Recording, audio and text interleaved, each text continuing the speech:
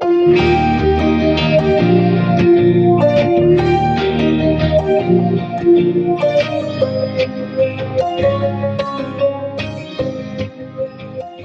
everybody, it's Bunny Pounds here with another conversation of Christians Engaged. What a blockbuster month we've had on this podcast. You know, I only do a podcast every week, but we have had Marjorie Dannenfelser from Susan B. Anthony List this month. We've had a two-part series with Michael and Roselle Cloud. We have just had a blockbuster month, and I get to end a 4-week podcast series with Congressman Chip Roy from the 21st District of Texas. Chip and I got to know each other a little bit when we were both running for Congress at the same time, and we started texting back and forth a little bit of encouragement to each other. And I'm just thrilled to have him. And we're going to talk specifically today about how these members of Congress operate within a hectic lifestyle, how Chip guards over his family time, what a Sabbath looks like for him. How do we deal with social media as people involved in politics? And so this is not going to be a typical interview with him talking about everything going in Washington. We want to drill down on how do we actually operate as Christians in this political space. So we're super excited. A little bit about Chip. He was a vice president of strategy for our friends at Texas Public Policy. He's been the chief of staff for our U.S. Senator Ted Cruz and a senior advisor to Rick Perry, worked for our attorney general, former federal prosecutor. Lord, I mean, this resume, ridiculous. Received his bachelor's in commerce and a master's in management information from the University of Virginia and a law degree from the University of Texas, hook 'em. And he's married to Kara and has 2 beautiful children, Charlie and Virginia, as a member of Hyde Park Baptist Church in Austin, Texas. Okay, did I talk fast enough? Congressman, so glad to have you. Well, Bunny, it's great to be on. And, that long resume is just code for I can't keep a job. But it's been an honor to serve Texans in a lot of capacities and also work in the private sector. But, I'm so grateful that Michael and Roselle are involved with this great organization. Michael's one of my best friends in Capitol Hill, and it's an honor to work alongside him in D.C. fighting for Texans. Well, as you know, we're engaging the church to pray, vote in every election, and start engaging for the sake of our nation wherever believers are called to engage. Some people have burdens for foster care kids. Some people have burdens for the preborn. Some have burdens for their cities. Trying to hook people up with education where they can mobilize and fulfill the call of God on their life as it relates to this area. So we love this podcast because we get to talk to different people, whether it's ministry leaders or elected officials. Now, I want to drill down for a second on, you had a very competitive election in 2018. You had 18 people, right, in that race? I did. In my first race, when I ran in the fall of December of 17, I got in. I had a 90-day sprint until the primary, and we had 18 people in the field. And, look, for the most part, a lot of folks weren't really ready to be at that level of a race. But there were several people who, Matt McCall had run before against Lamar Smith, and Jason Isaac, a sitting state rep, and a few others. And we had a good competitive race, but we were able to get through that and then win in a runoff. So what motivated you to run for Congress? I mean, you had a very, as we detailed your resume, many years of professional experience working for elected officials, working in law. Why in the world would you want to do this? Well, that's a great question. I sometimes ask myself that on a regular basis, particularly right now. And, things are a little crazy up there, the fences and razor wires and shutdown and stuff. We'll talk about that a little bit later. But when I ran now 3.5 years ago, I had been working in public service over the years. I'd worked, as you mentioned, Chief of Staff Senator Cruz. But before that, I'd been an advisor to Rick Perry and had worked for John Cornyn for a while. But I thought I was done with public service. But in summer of 2011, coming up on 10 years ago, this July, I was diagnosed with Hodgkin's lymphoma. And, that'll shift your gears a little bit. I had a 4-month-old daughter, Virginia, who's now, 10 years old. And I had a son who was not quite 2 years old. And so, I had to kind of rethink and shift my thinking. And and think, what do I want to do? And why does the Lord have me on this planet? And I thought trying to fight for freedom and the things that made this country great is why I'm here. So I just want to save this republic for my kids and your kids and everybody else. So.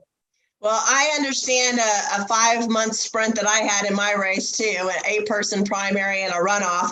And, it took me a while to recover, like physically, mentally, spiritually from that kind of, combative, hectic schedule. But you then went straight into Congress. So how does that work? Like recovery, like war and then recovery for your life? Because you went in 2020, you then went into one of the most competitive races in the state against a former state senator, Wendy Davis, who, for people around the state who might not be aware, she became famously one of the most pro-abortion state senators, filibustering a partial birth abortion ban in Austin. But I mean, what does that look like for you and your family, always kind of on the front lines of the battle, Congressman? Well, what I would say is, look, there's no real rest for the weary, right? I mean, let's just be honest. In the fall of 2017, I got in a race, I had an 18-person primary, then I had a runoff, then I had a very competitive general election. I was a freshman, I was a rookie. We win, we walk in, there's a government shutdown. Then we had a massive explosion at our border in terms of people that were crossing, and we're dealing with border issues, as you remember, in the spring of 19. And then we, start fast forwarding, and we're just straight into impeachment. And then we have a global pandemic, and then another impeachment, and then some of the things that occurred at the Capitol. There's literally never been a break in any of that time. But look, we are engaged in a pretty epic struggle. I don't like to use terms like war, but we are in a very, very important time for the history of mankind on this planet. Now, we all know we're only here for a brief time, that there's a much bigger good versus evil struggle, and that obviously there's the faith. We'll talk about that more in a minute. But our calling right now as Americans, in terms of engaging and trying to get people motivated, whether they're in churches or otherwise, to get involved, is because we're in a struggle for this great republic that has provided the freedom that allows us to go spread the gospel of Jesus Christ, that allows us to go out and carry out and act our faiths under the protections in the First Amendment, which are God-given liberties. But we're in sort of a major struggle for that. And so, to answer your question, I'd recharge with my family. I recharge when I'm at home. Right now, I'm doing this podcast, but my son's home. He did a field trip to NASA yesterday. We'll hang out for a little bit before I go off and do some things in San Antonio and Bandera, Texas later this evening with constituents.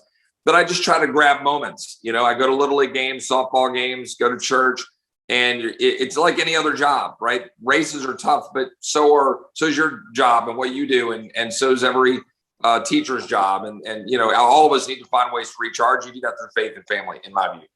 Woo-hoo. Well, there is a thing called the rest that we have, just having hope and peace in the Lord, right? And knowing who our true identity is and where our real hope lies. And I loved how you put that, because it really goes beyond party politics.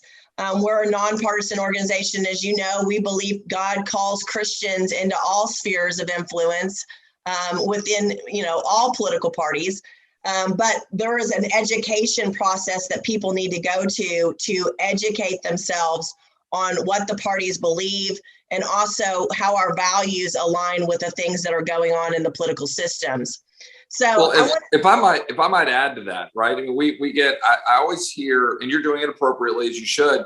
But so many of my friends in church and whatever, I feel them almost apologizing or saying, "Hey, we're a C3 and we're doing this as nonpartisan." Look, I'm a nonpartisan to a certain degree. I mean, I'm a partisan by definition. I run on a Republican ticket, but I'm a nonpartisan in the sense that I believe in standing up for what I believe is right. What I believe is standing up for what we need to, how we need to live our lives as Americans. That's not partisan. And so for us and for your organization and for churches, churches, they say, well, in the pulpit, we got to be real careful about not, engaging in elections per se. Okay, but you can certainly get up and talk about life. You can certainly talk about all the important things at stake right now in terms of our religious liberties and being able to worship freely. Those are core values, importantly, core rights given to us by God. Those are not partisan. And so I try to always preach that wherever I go. We get a little timid, we get a little legalistic, and we have to. We've got to follow rules, but we get too legalistic about preaching the gospel or preaching the gospel of freedom, right? Either one. Exactly. Well, and one of our board members just got done with a series on our blogs, articles on socialism. Is socialism constitutional? Is socialism biblical? And so there's ways that we can address these subjects from a very biblical point of view. Again, that's not party politics per se. So, okay, I read an article that you did, an op-ed in the Wall Street Journal. It was after January 6th, where you talked about a social media sabbatical.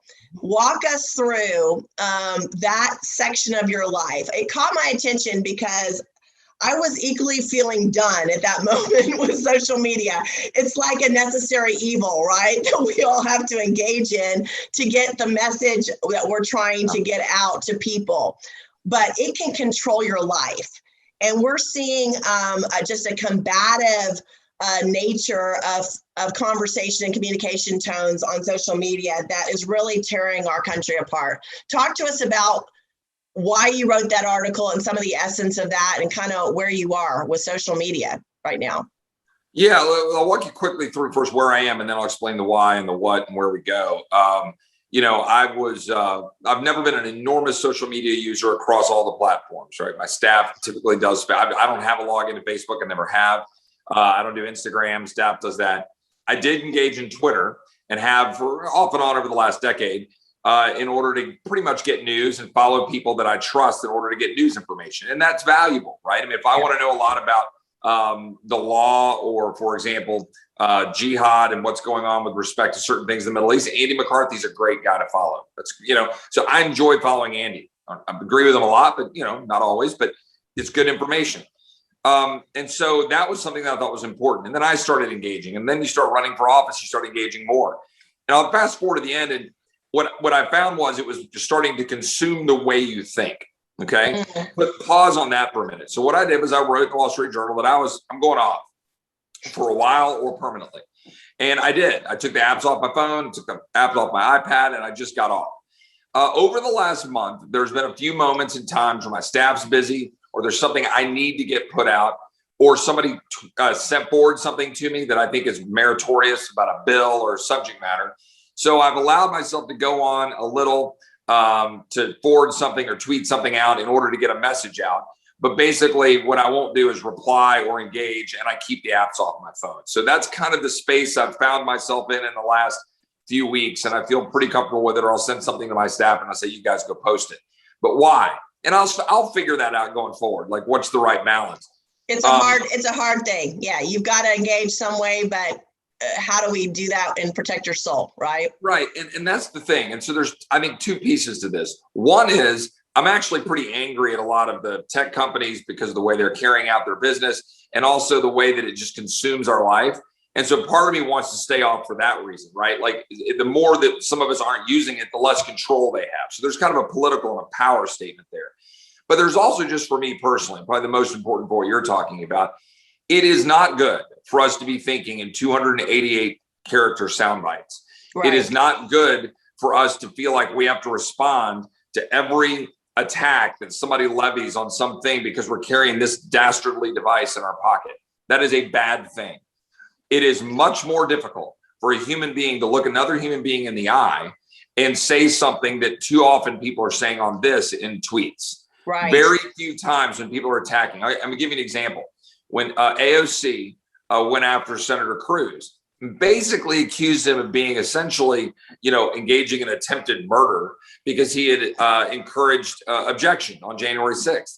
Now, in the end, Ted and I disagreed on that vote. I somewhat infamously took a path of saying I was not going to object. I thought it was important for federalism. I thought it was important to protect our Constitution. But I very much respected Ted, Jim Jordan, other friends of mine who did object. But then AOC comes along and says, well, you're essentially an attempted murderer. Would AOC sit in a room quietly with Ted across the table over a cup of coffee and say, you're an attempted murderer? I don't believe that, right? I mean, with the rhetoric that we engage in, because you can just tweet it out and then walk away, right, is, I think, unhealthy. And then what happens is you receive it and then you respond. And then there's this escalation. And then you realize, what are we even doing? And it's all in public. It's everybody's watching it, right? And then the news starts reporting on it, and it becomes a bigger story, and it just escalates. And it starts to control your life. We start to govern by tweets. We start to make decisions by tweets. Like, hold on a second. Sit down in a room, roll your sleeves up, and engage as human beings. Anyway, that's my position, why I think it's important. And I'm going to continue to be a voice for that and still try to figure out how to use social media to get the word out. But I assure you that app's not going on my phone anytime soon, if ever. It's I think, addictive and dangerous.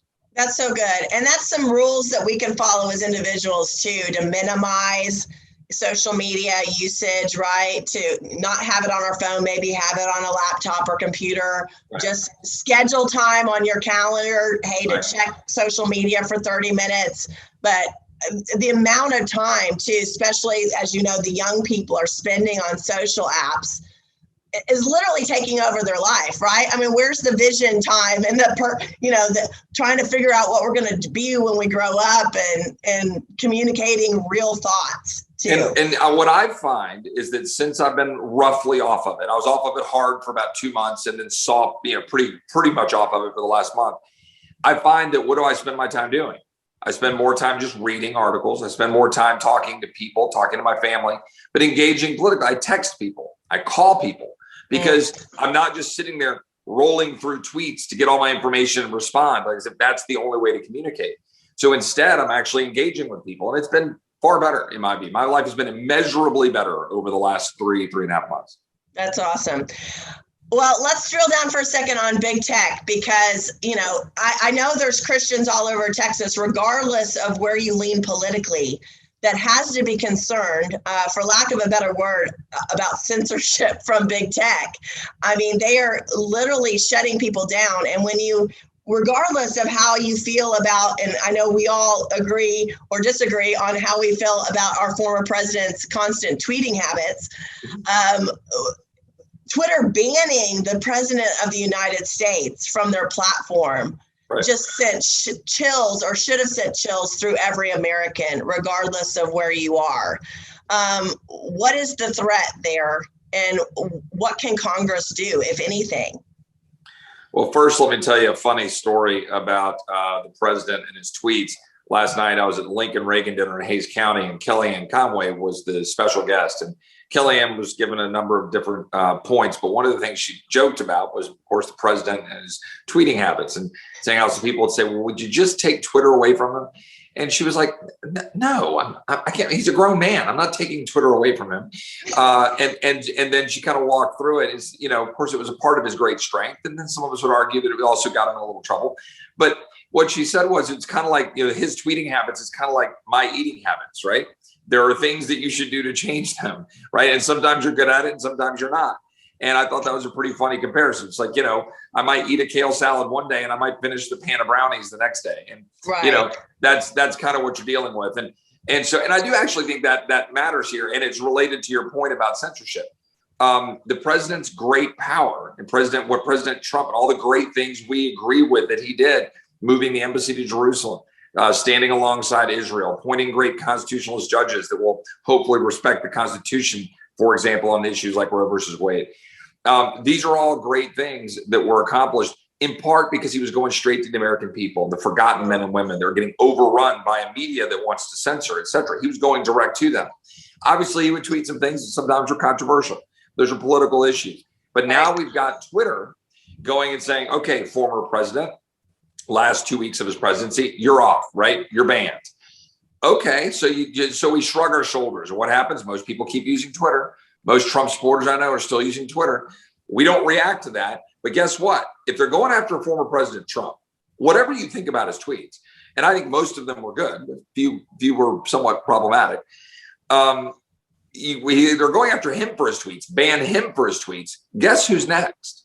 You're next, right?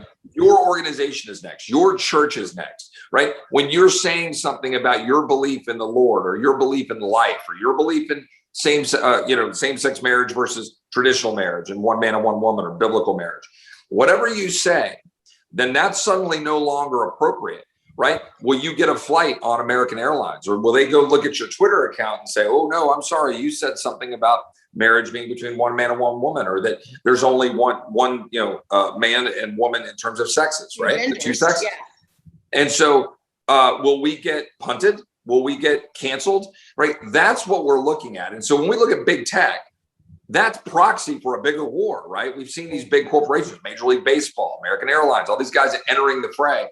The big tech companies are on the front lines of it, and they really ought to be thinking long and hard about what they think their role in protecting speech is. Now, it's different from the First Amendment standpoint, right? It's not the same as government, the power of government coming in.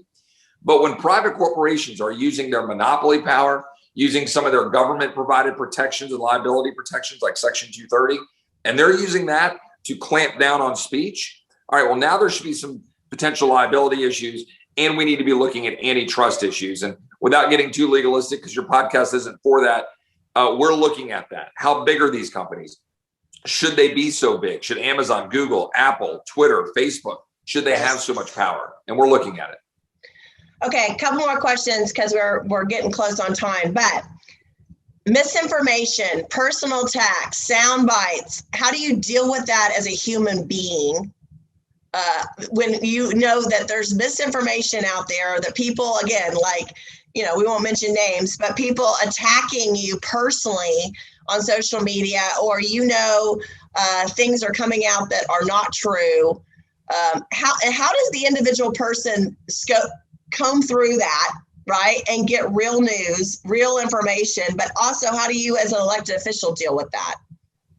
Well, it's a little hard, although in general terms, what I find is, number one, follow really good people if you're going to be on social media, or go get their articles. If you're not, follow them on email, or however you want to get your information. Follow good people. Like I mentioned Andy McCarthy before. That's a certain lane of thought. Maybe there's something on social issues. Ryan Anderson, who is affiliated with the Heritage Foundation, has written a lot about same-sex marriage issues. I listen to Ryan on those issues. He's very smart and thoughtful. I could go down a laundry list, but go find good people to follow. And now you're going to get good, real information. There are some members of Congress, I like to think I'm one of them, especially now that I've backed off of just being on Twitter too much, where we try to put out thoughtful statements and highlight real facts, real issues. And so you ask me what I'm doing. I'm trying to go to the border. I'm trying to take cameras. I'm trying to go show here. I'm telling you what I'm seeing. I'm talking to migrants. I'm talking to Border Patrol. This isn't getting filtered through the media. It's not getting filtered through bureaucrats. And so I think we have an obligation as members of Congress to try to expose the truth, to go seek the truth. There's a great quote from Thomas Jefferson. You mentioned that I went to the University of Virginia, that to seek truth wherever it may lead, nor tolerate, error where reason is left to combat it. Okay. That was a Jefferson quote about the founding of the University of Virginia. Ironic, by the way, on point to your question, they're going through litigation right now that they kicked this kid out of school from the UVA medical school because he simply questioned some woke policies and some questions about, what people are doing in terms of race issues and stuff in the school, and he got kicked out. So for my job as a University of Virginia alumnus, I'm writing a letter to the UVA, and I'm going to start pushing them on it and say, wait, what are you doing? We have an obligation to go seek truth wherever it may lead. And we're here as Christians. We know truth, right? And there's truth here on earth. And we should seek truth wherever it may lead and not be afraid of it. And sometimes truth might push back on some of our assumptions in life, right? Sometimes truth, when it comes to the difficulties of the poor, the difficulties of immigrants trying to figure out and come into this country, and I want a secure border. Sometimes truth poses tough questions. That's okay. But we should seek truth wherever it may lead. So good. Well, let's talk about, so you went to Israel in 2019, and I know you were deeply impacted by the Jewish tradition of Sabbath. I grew up in a tradition that we're strongly Sabbath keepers. And so kind of had that in my heritage, kind of fell away from that habit of taking a day and shutting off things, but have gotten back into it in the last couple of years because, as we know, in politics, it's nonstop, right? Never ending, all day long, every night. And so your soul gets really tired. And having that time to invest in your family, in real conversation, in the Word of God, is so important. Talk to us about what that looks like in your life. Even if it's a half Sabbath, right? Why do people need to take some time to kind of decompress? Yeah, well, real quick, the history that you're well aware of, because we've talked about it, is that we flew in for the Israel AIPAC trip, the freshman members of Congress, and the Republicans flew in on Friday. Democrats had already been there that week. We overlapped for the weekend, and then Republicans were there for the next week. Well, on Friday, we landed, we dropped our stuff off at the King David Hotel, and then we linked up on a bipartisan basis and went to various homes of residences in and around Jerusalem, where local Jewish families were heading into Shabbat, Friday evening and into Saturday. And so we sat down and we broke bread and drank wine, and we sat there with these families and we just talked. And there's no technology allowed. There's no, electricity going. There's no phones, no iPads, none of this stuff. And we just talked. And it was about Israel. It was about life. It was about history. It was about, politics. And it was awesome. And you could hear a house nearby doing the same thing and another house nearby doing the same thing. And it just reminded me of what I remember from, Sundays in the South, and the sort of history of really trying to keep the Sabbath. Now, no one's perfect at it. Yes, the Lord expects us to do the things we're called to do. If you're a doctor, it's fine if there's a convenience store that allows someone to get gas on Sunday. I mean, if you're going to drive to church, you got to have gas. If you're going to drive to go see your grandmother and go get a potluck dinner, you got to be able to get there. So right. We understand all that. But the reality is we as a society, a culture, we've gotten away from that. And that's because we've gotten away from God. But even we Christians who go to church on Sunday, it's too often now check the box, right? It's not a part of our culture of who we are on Sundays. And that adds up. And so we changed a little bit, and we instituted with some family friends, 2 groups of family friends, a Sunday dinner that we keep religiously, to so to speak. And we hop around house to house, and we often host it. We'll bounce around. And then each family, produces dinner and everything for a particular Sunday night. And we have fellowship. It's not, it's not over the head. We're not breaking the Bible out and going through it, doing a Bible study necessarily, but we're just having fellowship, and we're talking about the things that matter to us and families. And I think that's really important. And I'd like to say one other thing, if I've got another minute, Bunny, that we as Christians have got to do a better job of explaining to people, when we're, especially the intersection with policy, that our belief in righteousness, our belief in doing certain things, following certain rules, trying to live certain ways, doesn't mean that we believe we are the ones that are the model of doing that. We should be a model of that. And that's the walk, right? That's the walk. But I fail at it every day. I fail at it every month, every year. And you just take a step back and you go, I'm just trying to walk with the Lord. And I just want others to try to walk with the Lord. We don't do that humbly enough in explaining that walk, as opposed to it being, hey, I know what's right, you're doing wrong. It's instead of sort of locking arms and saying together, let's walk through this wicked world. And so we can be marching towards light together, and understand that that's something that takes community. We need that within the church, the Christian community, but also that, to me, is a better light to be shining outward. Because if I were going to go around judging people, talk about the plank in my eye. It's very large, right? I use words and language I shouldn't use at times. I lose my temper regularly. I'm going to go down the list of things. I'll embarrass myself, but there's a lot of things I have to do better and be a better husband, father, Christian man. And we should be better about that as Christians, in my worldview.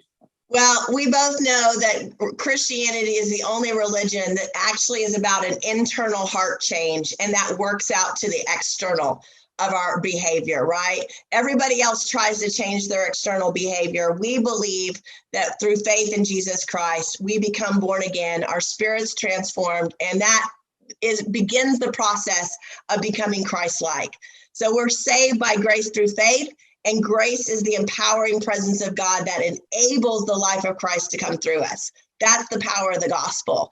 And so we're all on that journey. And where we fail sometimes in the church is that we stop pushing people to desire Jesus. You know, the old song, turn your eyes upon Jesus, look in his beautiful face, right? And the things of this earth will grow strangely dim in the light of his glory and grace.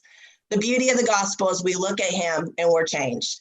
And so that's the power that we're trying to communicate around the state. And even as people engage in politics, you don't know this, but we're teaching through the book of Psalms on a Monday morning Bible study, trying to push people to just look at him for a few minutes and then be able to engage with a right heart and a right soul in this world. So, okay, now that we've got the gospel out there and we've had this amazing conversation with Congressman Roy, last question. We always ask a pop culture question or a funny question. I know you're a big fan of Texas country music. What's your favorite band? What's your favorite country artist? Well, I'm smart enough not to necessarily choose favorites when I represent Texas 21, which has Green Hall, the Broken Spoke, Lukenbach. I've got so many great music venues. But I will lean into it a little bit. You know, my wife's and my first date was at a Willie Nelson concert at Stubbs in 2003, May 9th, actually coming up. And then our second date was Pat Green recording Wave on Wave at the old backyard out in BK, Austin. Oh, Pat's awesome. And so we're enormous fans, both Willie and Pat, big fans of Corey Morrow. And speaking of faith, Corey's faith is very renewed, and he borderline preaches the gospel from the stage often when he's out there, which is interesting, right? I mean, you're out there and people got their long necks, they're hanging out, you know, but look, I'm a big fan of Robert Orkeen, Lyle Lovett, you name it, even very outwardly spoken leftists like Kelly Robinson, Bruce Robinson, Kelly's very liberal. I've run into her a few times out and about.